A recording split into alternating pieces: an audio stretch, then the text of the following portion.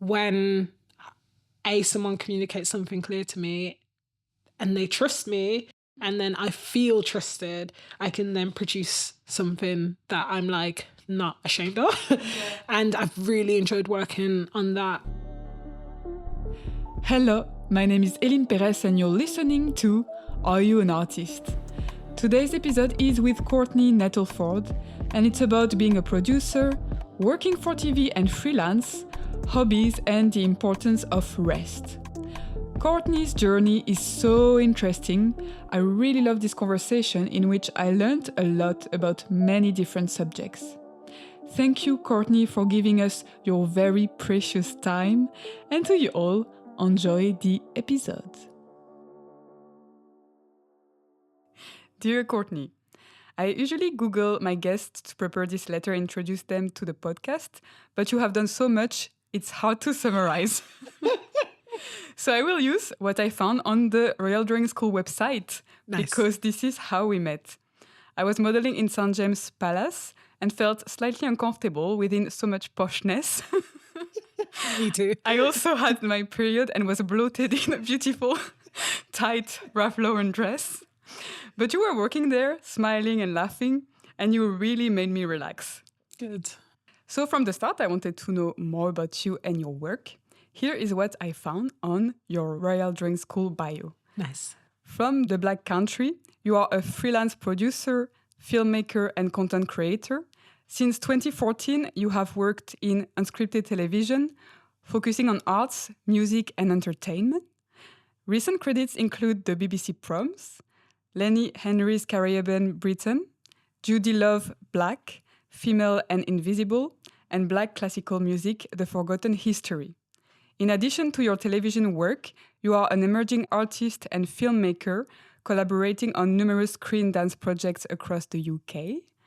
You work with dance, movement, and documentary aligns with your interests in otherness, queerness, class, club culture, and disability. What a resume. Thank you so much for sharing your time despite your busy schedule. The first question I ask is, are you an artist?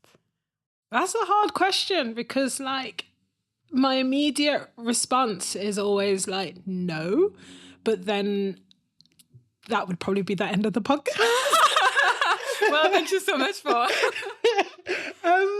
It's something that I am working towards, I think. Yeah. I don't come from an artistic background, but I am surrounded by the arts every single day. It's something that, even when I'm working on TV shows that aren't necessarily connected to the arts, I often get they're like, oh, we're going to make a film. It's actually, we want you to make this film about music, we want you to make this film about visual arts. So it's something that's ongoing. But I'm going to say yes. So we can keep going. We can continue. Thank you, wow. So what kind of child were you? Talkative. Asked too many. I don't know if it's possible to ask too many questions, but I asked a lot of questions. Curious. Yeah, let's say curious. I'm an only child. It's just me and my mum, and I live in really close proximity to my grandma, my auntie, and my cousins. So kind of surrounded by a lot of women. Wow. Especially my mum had friends as well that were always all living in close proximity. But yeah, sort of a bit chatty, kind of coasted through education to a point where it got to post 16 and I was completely I felt completely out of my depth. Yeah, so, I read that you were a really good student, but then you dropped at 17, right? Yeah, nice. So I No, it's great. I like it. This is also weird because usually I'm interviewing people. Yeah, so I kind of I was really good at secondary school, went to just a standard. But did you enjoy it or was it just good? I enjoyed parts of it. I realised how much I enjoyed it once I'd left. And then sort of got to college level and was all of a sudden sort of confronted with all these facets of my identity that I'd never noticed before in a way. Mm-hmm. So class was a big thing for me. So when I got to sort of 16 and went to college, there was like a group of us from our school, and we were told to go, like, you must apply for this other college, and it was like out of the area, and we were told there were like only 5% of people who like don't live in the area get selected. So I went to this college, and it was one of the worst experiences of my life, because all of a sudden I'm like learning things that I'm actually interested in.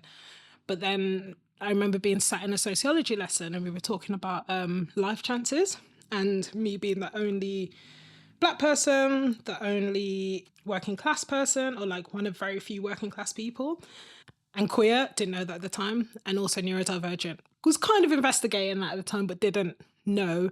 All of a sudden, I was learning all these things in Theories books. And I was like, wait, this is my life, and I just couldn't.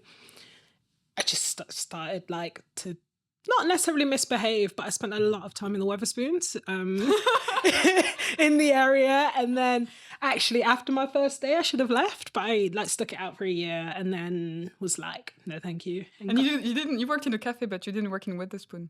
No. So I worked, I apply? I didn't apply for Weatherspoons. I just applied. I was like, I like Starbucks. I did like Starbucks at the time, not a fan now. So then I ended up doing an apprenticeship at Starbucks instead. Okay. Which is hence the reason why I've made you a lovely coffee. Thank you so much. Wow. You didn't write my name on the cup, though. I know. Sorry. Wow. And then I did my apprenticeship in customer service and barista skills. And then I was kind of at a bit of a loss and was like applying for jobs. All my friends had gone off to university. And what was really lovely is my best friend, who we'd sort of gone to school together, didn't really speak at school. And then we met each other at Birmingham Pride. Again, I was like not out. I wasn't queer. I hadn't even considered that I might be queer. And I saw him, and we like ended up becoming inseparable. And he went to university for like, I'm going to say a week. And then he came back and he was like, not for me. So we spent this whole year, he worked in the pub opposite, I worked in a cafe. And we spent this whole year of getting up to no good. And then he finally went off to university, went to go do a law degree. I was very proud of him. But I was like, everyone's left. So I started looking at jobs, couldn't see anything in the area, and just went on Indeed and sort of like expanded my search out, and then ended up moving to Nottingham to go do another apprenticeship in, I don't know, it's like marketing, something else, but I was working for like a city council project, which was all about helping new businesses and creative businesses in the area do stuff. It feels so long ago, but that was like my first like grown up job. Experience, yeah. And how did you got interested in cameras and all? Were you interested about this before? My mum bought me like a little stills camera when I was at school, and there was this point when we were 16, and I don't know if you have this in France, but there's a program on MTV called Sweet 16, and for some reason, everyone just started having 16th birthday parties. So I would always take my camera and I would photograph my friends at the parties. So then I had that a little bit, and it kind of fell away. And like, I was interested in things, but I'd always loved TV. When I was at college, I knew I wanted to work in TV. Oh, you knew already? But because of the kind of environment that I was in, I knew that if I said I wanted to work in TV, then they wouldn't be interested in like supporting me into that. So I had to lie and say I wanted to do politics, philosophy and economics. Like for the whole year, I was like, yeah, I'm going to go to LSE. Wow. I wasn't even doing economics. I'm really bad at maths, but it was just a thing that I would say so that the teachers would still sort of engage with me.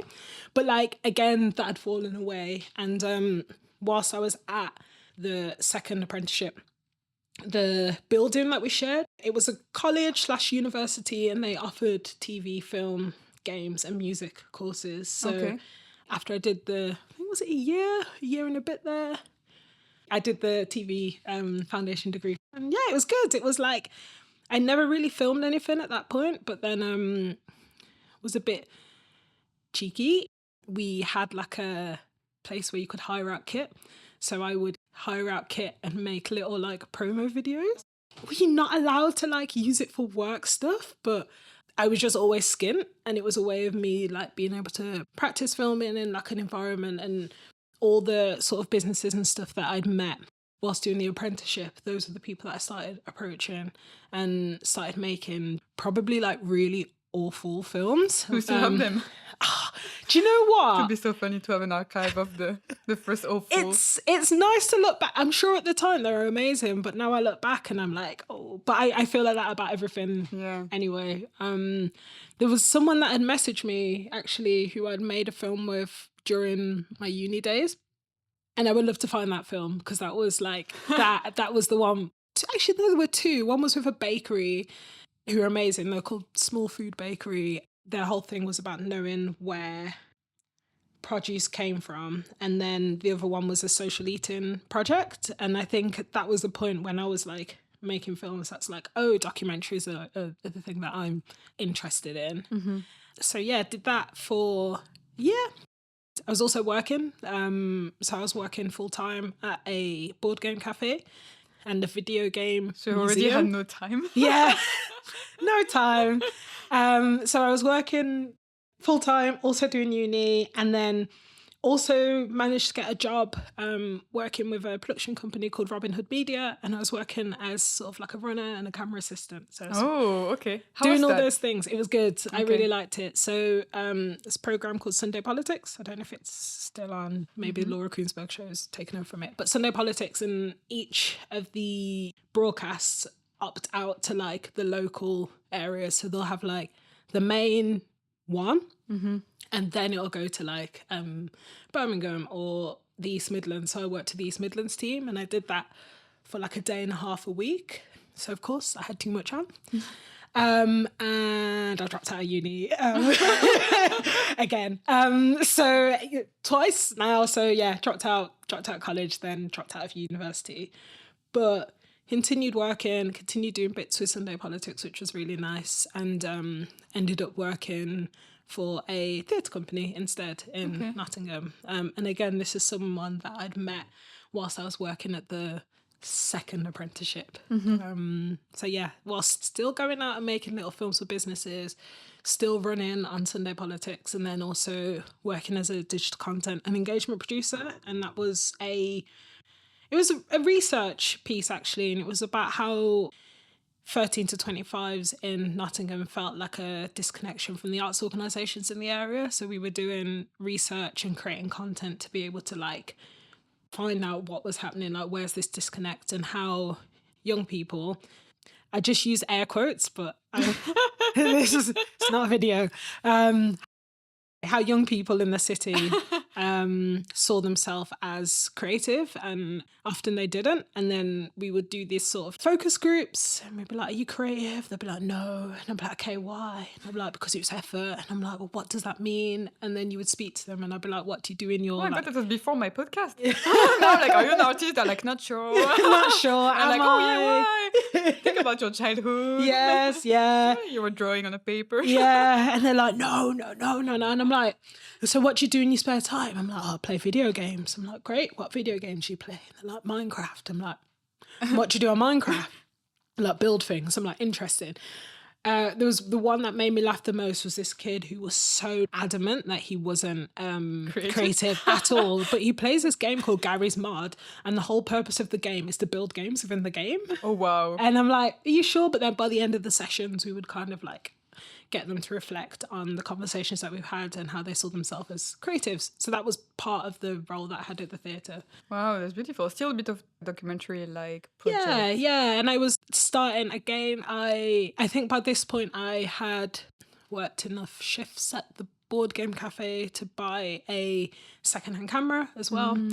And spent a lot of time on YouTube just like watching reviews. And it was sort of at the like, for me anyway, the golden age of YouTube review content, because it was before lots of things were super, super sponsored. So you would just watch these people just like completely nerding out on their channels, and they might only have like 50 subscribers, but I could find really balanced reviews on kit and stuff, and that's where I spent a lot of my time. So yeah, I bought a camera and was starting to, again, it's annoying because like it felt like everything was about making money, but that's just the reality. But I was starting to, I mean, at the time, I wouldn't have understood that as developing a practice, but I think that's the point where I'd started to, So would you just go in the street and film?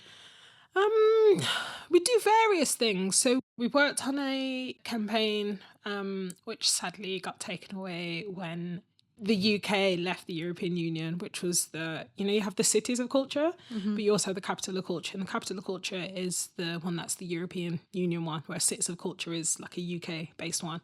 So Nottingham was up for European capital of culture, but I found out the news that it had been taken away whilst I was working on Sunday Politics. Oh, wow. I had a call from my boss. He's like, you're not going to like this new story that's come in. I need you to find some pictures. I was like, yeah, let me know. And he was like, yeah, so European Capital of Culture isn't happening, which was a large proportion of our work at that point. So we were filming stuff for that. We then created a document, I guess, which had all of our findings in, and we gave that to all the arts organisations in the area. Yeah. I still have a connection to the theatre company, and I currently sit on their board, and that work is still being continued, which is really nice. Yeah. But also I was thinking about your own practice. What would you do?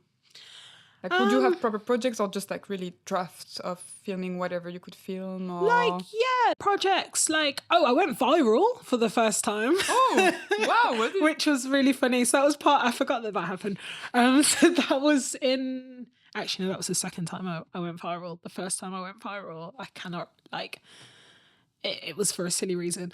But there's this amazing poet in Nottingham. So for context as well, Nottingham has a really connection, not just poetry. Basically, they love words there, right? So there's a big connection, and you've got Nottingham City of Literature. And because of that, there's an amazing poetry festival there. There's the library in Nottingham is this incredible hub of activity. Wow. So we would often work with a lot of poets. And me and this poet, we made this film where he dressed up as Robin Hood, and we just shot that in and around Nottingham. So cool. And it went viral. It went viral for that time. Oh, wow. But people just loved it and they shared it. And it was when Facebook was really big. So the Nottingham Post even wrote an article about it. It was so funny. Oh, wow. Do you know what? I should probably dig that out. But that was the sort of, the content that we were making. Wow.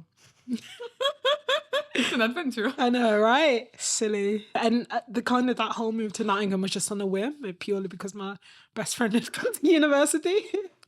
Wow. And now, how would you define your work? It's funny because I was talking to a friend about this yesterday, and I feel a bit stuck. I feel like I have tried lots of different things, but I don't know how to say this is the thing that I do. So I find it really hard to define my work. Because you're doing too many things almost, or? I feel like I haven't, not that you have to be a specialist in one thing, but I'd really like to just be able to have the time and energy to focus in on one particular thing. I love producing. So as a TV producer, I think I'm all right at it. Do you want to describe quickly what is a TV producer? Because sometimes sure. I find it a bit hard to concretely understand what it means. Yeah. It's interesting because when I work on other projects and I'm dealing with producers, and then I'm we have a complete different understanding of what a producer is. So in the context of documentary and unscripted TV, I guess the producer, you're very much responsible for the whole editorial of the show. Okay. Sometimes you might work with a director. Budgets in TV have got smaller and smaller, so often you become a producer/director. Oh, okay. Which I very rarely worked on a project that has a separate director, so it's often there's a producer and a director together. So when you're a producer, you're as well a director. Yeah, so you're asking the questions, you're managing a team of assistant producers, researchers, you're doing scripts. Sometimes if you're doing a live program, you'll be in the ear of the presenter. Again, this is specifically for unscripted TV, but it's such a wide range. And you're doing so much as well. I shoot as well. So if they find out that you shoot, you're shooting PD. And I'm yeah, okay. And I always thought I was at a advantage because I could shoot.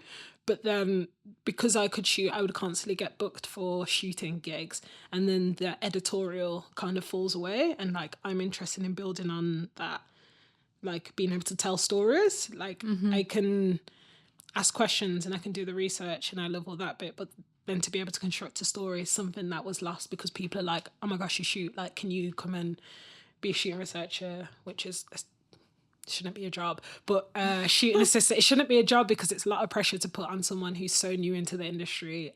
Like I had experiences where as a shooting researcher, I was working with a couple non-shooting producers and directors, and because there was no budget basically to have a camera operator, or the budget had been spent elsewhere, and I'm like, it's a lot of pressure to put on someone who's basically been in the industry for like 2 years. But then I guess it helped me to sort of learn on the job, and it is good and I don't regret it, but I wish I'd put more attention on the kind of storytelling aspect of producing in the context of unscripted TV.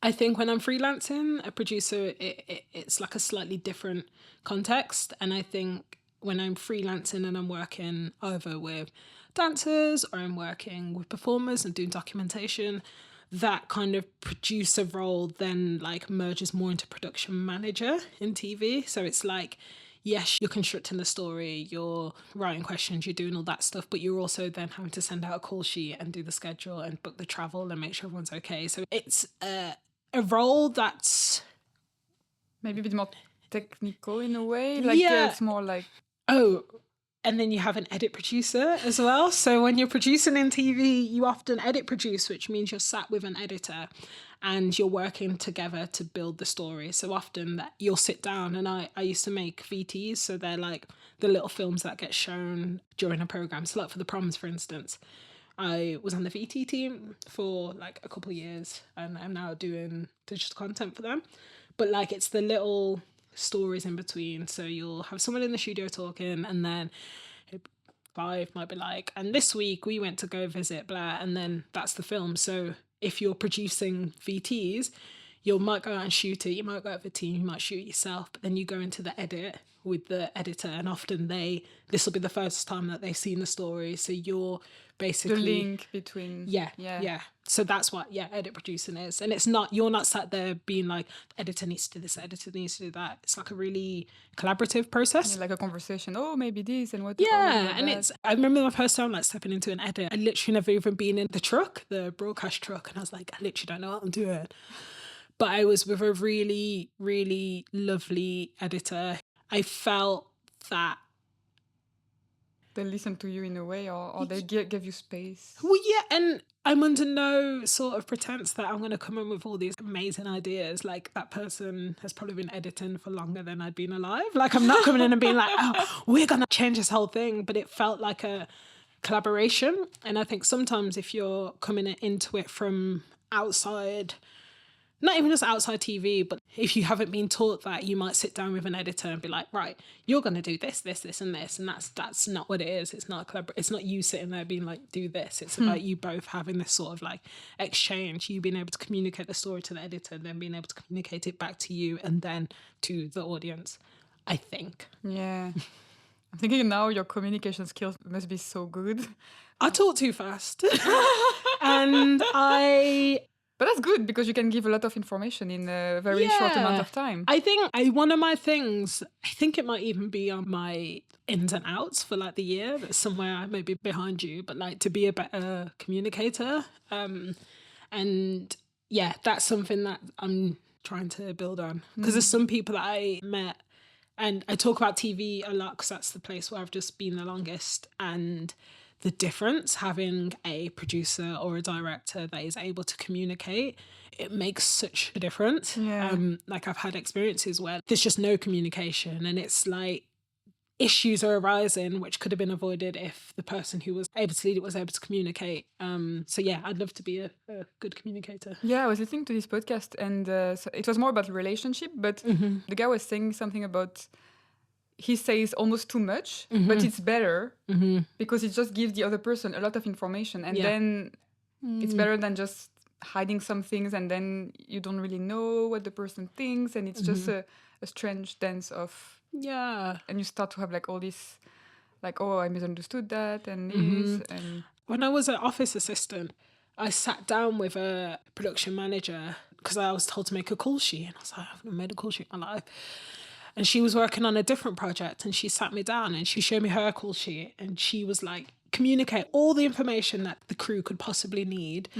Have it on that call sheet, because then at the end of the day, when they're like, they've landed in America or whatever, and they're like, where's the hotel, or like, where's the taxi? It's all there. wow. And it's just like, then you're not being, it feels like more work for you in that moment, but then it means everything just runs a lot smoother. Like even things as simple as like, I wrote the directions of the terminal to then get to the taxi rank. Yeah. Fine. But I didn't hear anything from the crew. I was like, great, okay. Like, it helps a lot, I think, to have these little small things. And I guess, because I think you're very limited in time as well when you're shooting and you just want it to be as smooth as possible. Yeah, 100%. Yeah. Otherwise, it's like chaos. Yeah, so do you have any now idea of where you would like to go? Would you like to do more freelance? I've been thinking about it a lot, and I miss working in television.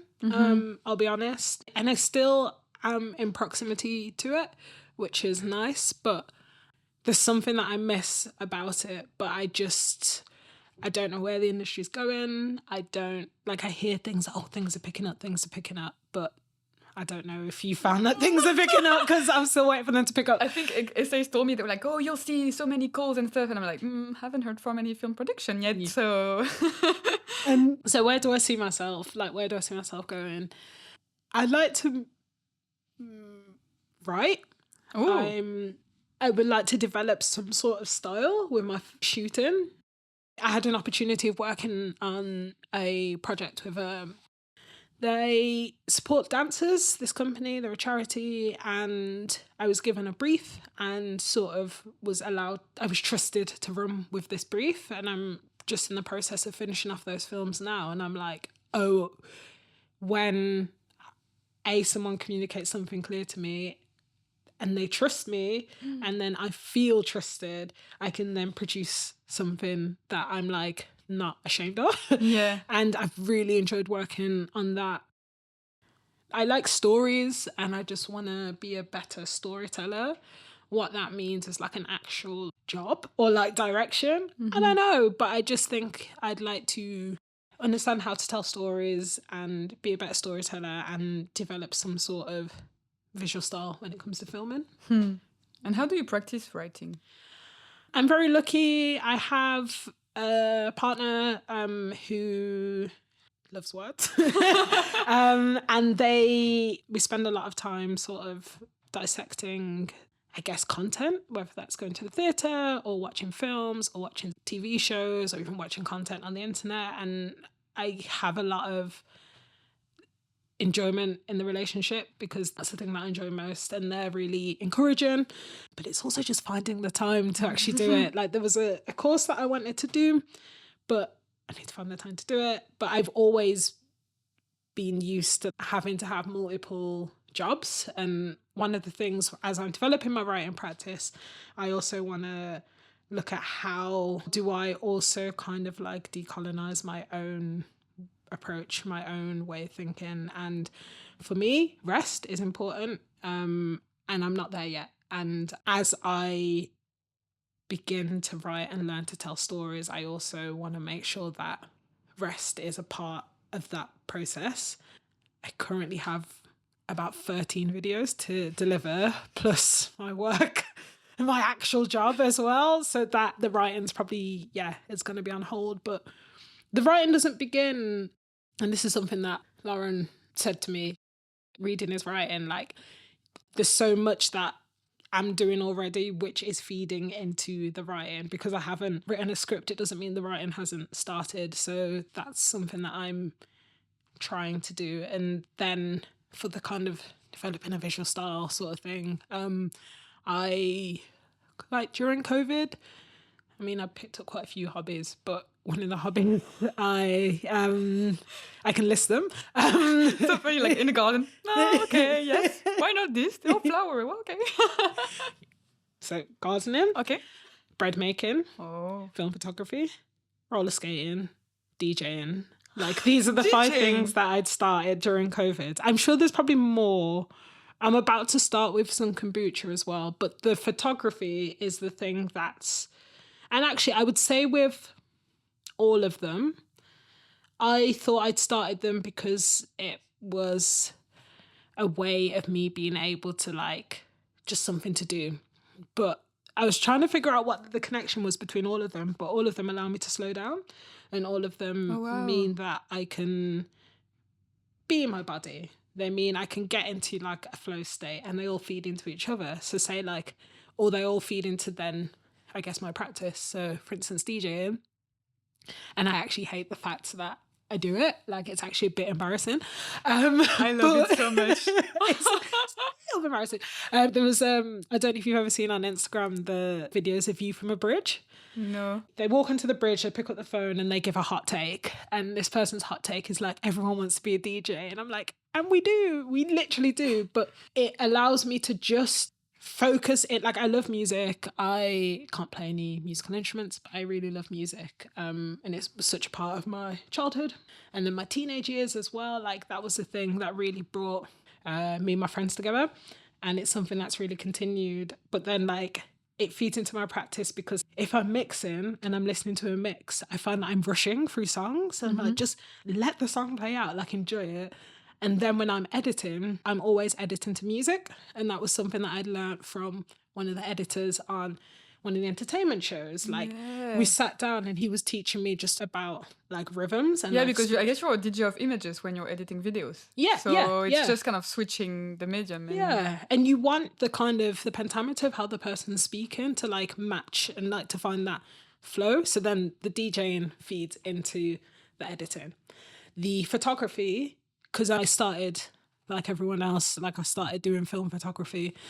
But again, I'm slowing down and I'm trying to think about, like, composition and more, because it's expensive. With filming, it's essentially infinite how much you can film. And you can just, and I mean, drugs are expensive, but you can film and you can film and you can film and you can film. Whereas back in the day, you would have, like, tape, right? Or you'd have film, and there'd be a limitation. So everything would be, like, a bit more considered. Whereas with, like, video, I just film it all. Whereas because I'm now doing the photography, I'm like, right, well, this is going to cost me this much for the film, this much to get it developed, this much to get it scanned, and this much if I want to get it printed. But I'm slowing down and I'm looking at composition.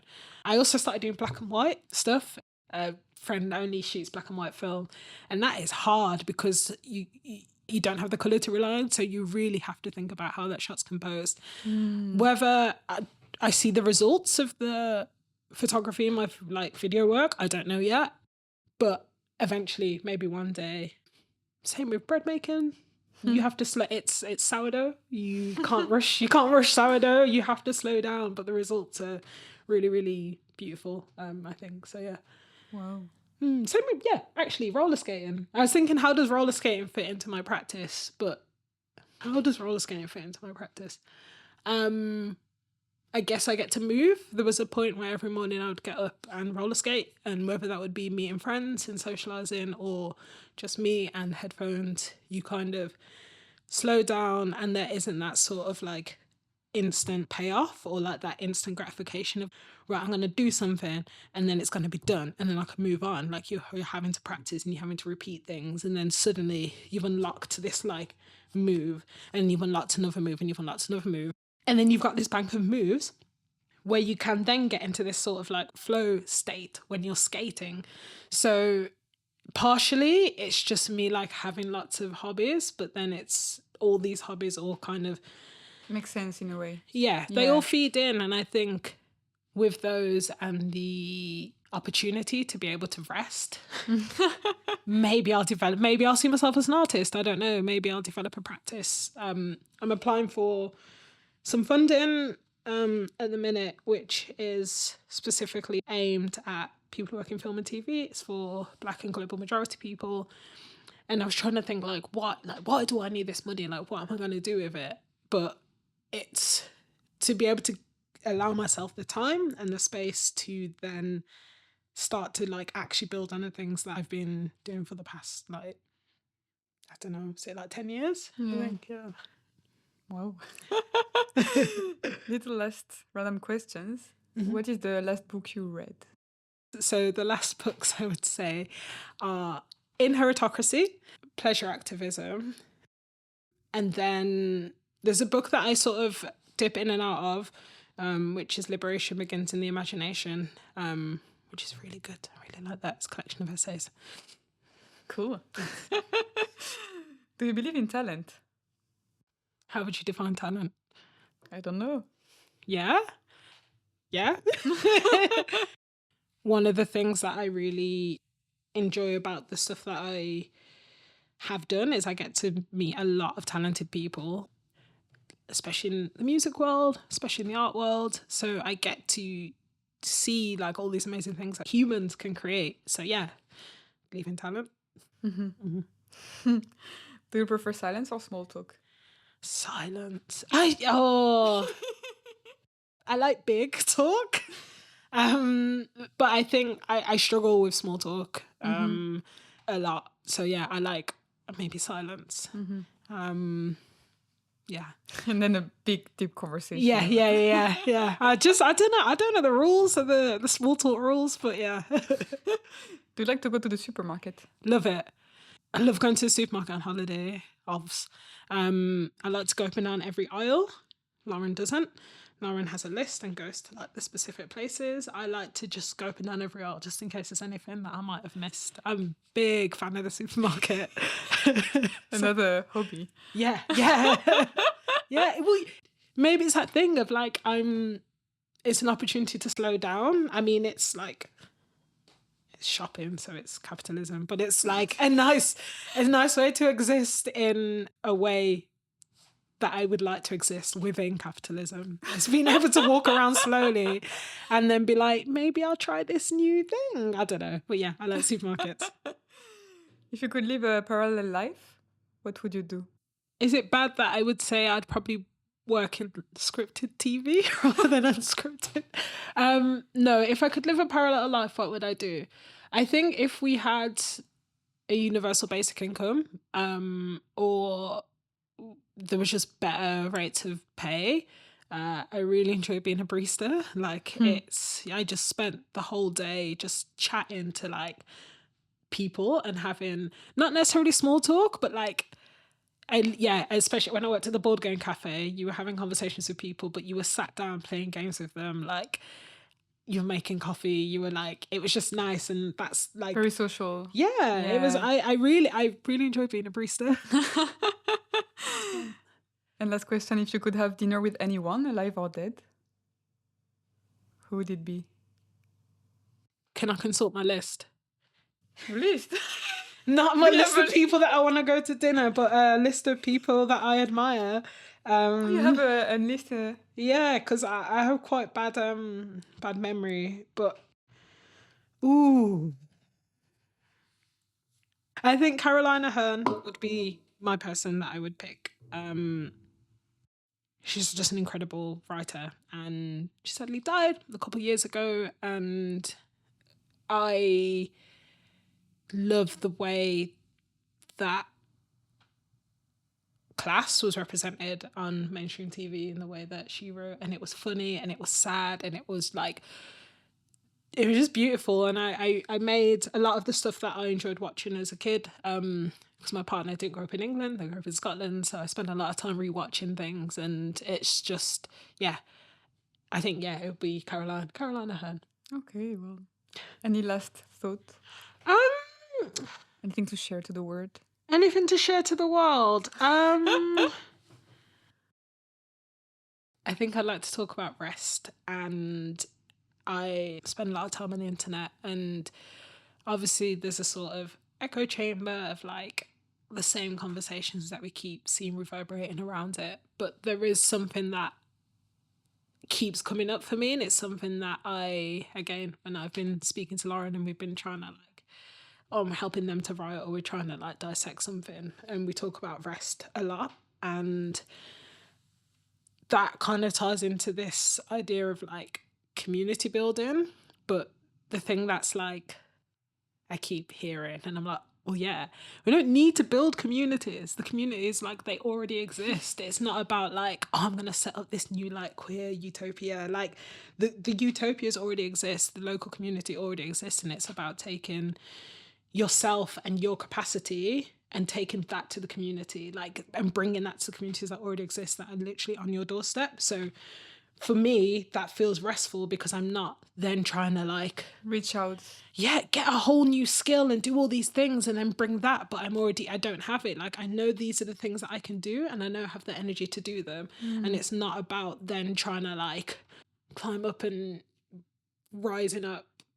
It's about kind of like lowering yourself down and using the energy and the resources and the capacity that you have to help people that may feel like not that are not beneath you. That's not the way, that's not how I want to say it, but it's like, how do you take your energy, your resources, your time, and like give that to your community in a way that isn't self-destructive to you. Yeah. I think that as I figure out what my practice is as an artist and as I develop, I think that's the thing that I want to like bear in mind constantly. Wow. Thank you so much. That's all right. Got there in the end.